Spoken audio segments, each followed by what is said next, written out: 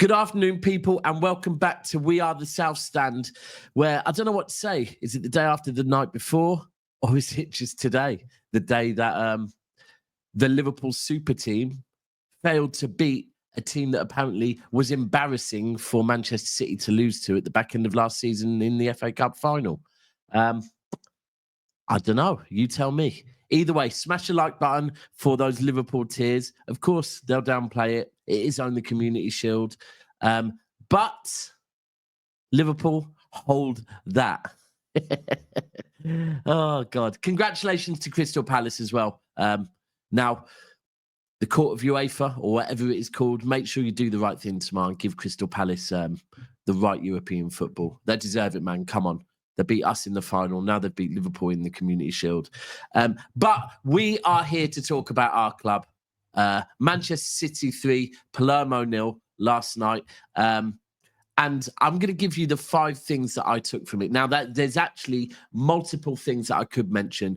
I could mention the debut for Mikasa, the assist.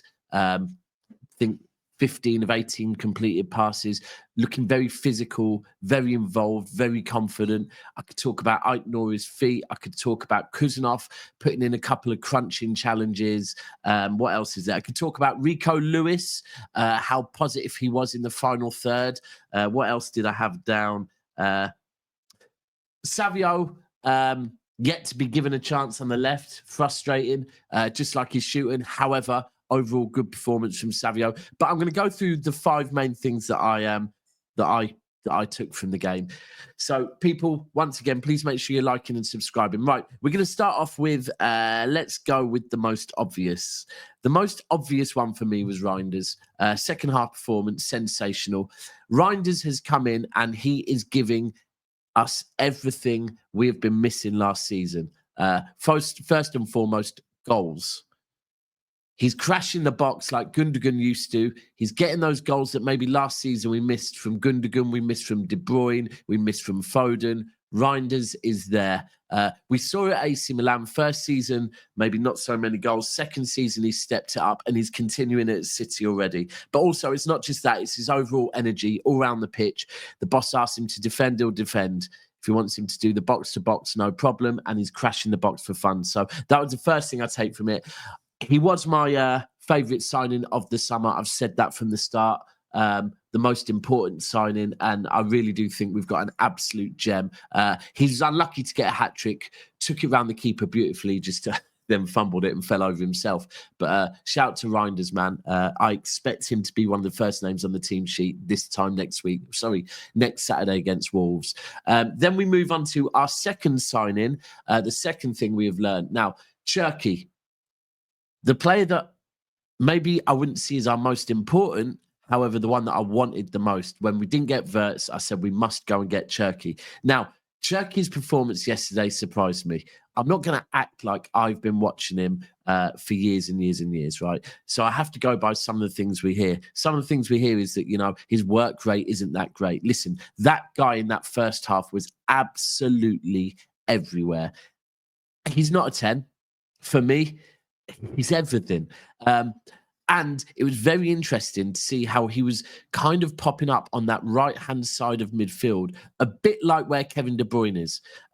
Given a free role to float all over the place. He honestly was involved in absolutely everything. And the beauty is with him as well that we're still getting those beautiful little touches. So it's not just the fact that he's being effective, it's the fact that he's showboating as well. So Cherki, that's the second thing we learned. The third thing we learned, right, this one for me might be one of the most exciting ones. Oscar Bobb. Well, this time last year, Oscar Bobb had just had the best pre-season of all of our players. We've probably nailed on for that right wing position. And then he got the injury. And I think we all felt it. He's a lad that's come through our academy, was looking so promising, and that injury absolutely killed him. Then, of course, when he did come back, he had a reoccurring injury. And last season was just so frustrating for him. Now, Club World Cup, we saw a few minutes of him, but for me, I was still thinking he doesn't look too sharp. He's had an extra 5 weeks, and that is what I take from yesterday. Oscar Bobb is back. He looked so sharp. And the one thing, listen, this is not Doku slander. This is not Savio slander, but Oscar Bobb is the real thing. It was so refreshing to see someone that you just don't know if he's going to go on the outside or the inside. He's a goal threat. His passing's great. He'll run at players. Oscar Bobb is back. And that, for me, was the most exciting thing. Now, what does that mean on the other wingers? I also just want to say on Doku as well, I noticed in training on Tuesday that Doku was not, it's like he'd added something to his game. At times, he wasn't always trying to beat the man. He was cutting inside, laying a ball off, and sometimes trying to thread other Ait Nouri, who's overlapping through. I saw that Doku has added some things to his game yesterday as well, which is also a positive. Savio had a good game, finishing not so. Listen, if Oscar Bobb is back and is going to take that right-hand side, can we please see Savio on the left? Just once. Just let me see Savio on the left, please. So that's 3 things we've learned. Please keep smashing that like button. On to the 4th. Let's have a look. Right.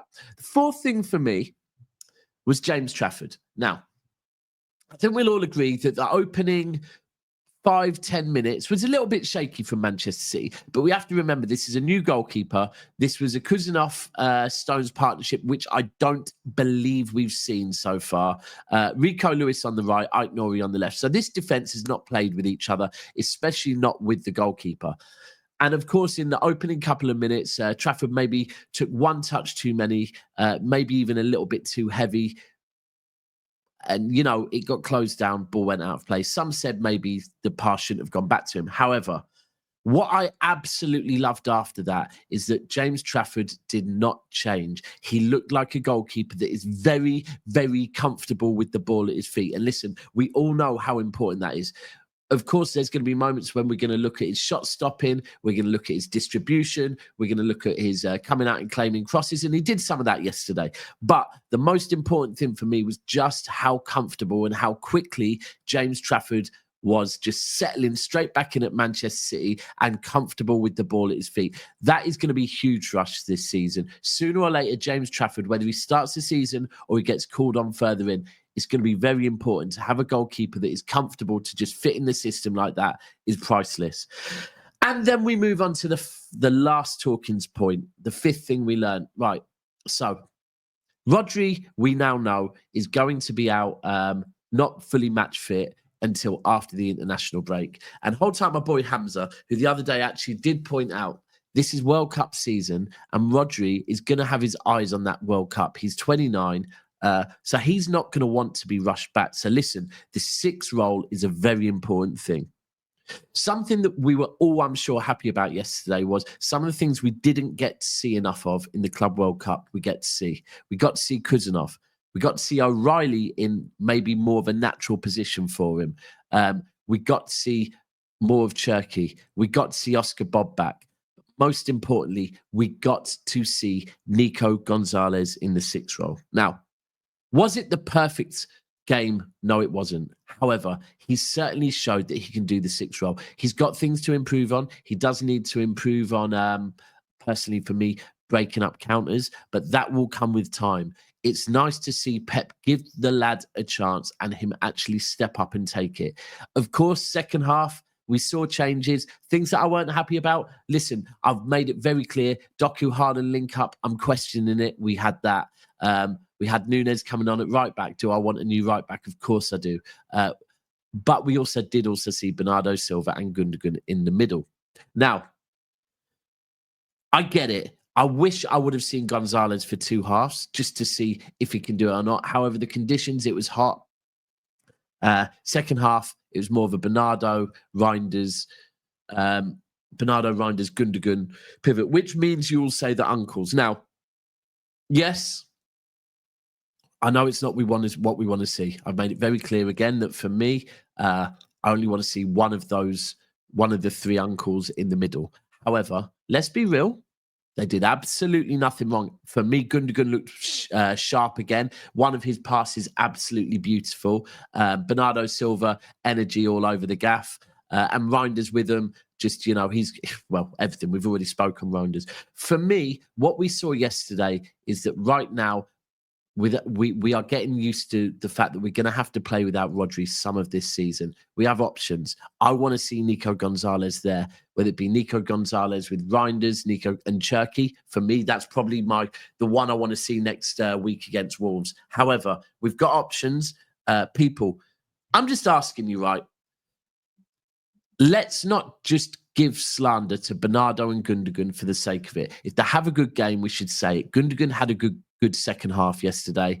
Bernardo Silva, for me, did absolutely nothing wrong. And people, let's just get behind the team now. We've learned that Pep is sometimes going to go back to playing the uncles in the middle. But controlled second half, saw out the game, scored 2 goals in that second half. Let's get behind the team, man. I was happy with the performance. It is a good, positive way to end the preseason. And listen, we've got 6 days to go. Wolves away. I'm excited. Are you? This is We Are the South Stand. We're stepping it up from tomorrow morning. Hopefully, Big Steve is going to be on from 10:30 tomorrow morning. There's going to be shows all week in the build-up. Going to have some rivals on as well. So make sure you subscribe, you like the video, and let me know what you think about yesterday. Is there anything I missed? Do you disagree with me? That's what the comments are for, people. I've just poured myself out to you guys for 11 minutes. Pause. And now it's your turn to rip me apart in the comments. And if you agree with me, great. And finally, I don't know if you've seen the video that's doing the rounds. The video in which I said that without a right back and with the way we are in transitions and no pace at the moment, I would rather have a prime Fernandinho in the 6th role than a Rodri. A destroyer, someone that knows how to break things up. Because, listen, Rodri's good at it. Fernandinho is better. Let me know your thoughts on that, because I got told it was a howler. I got told it was a hot take. I said it was just because I was eating McCoys. Smash the like button, and we will see you soon. Peace.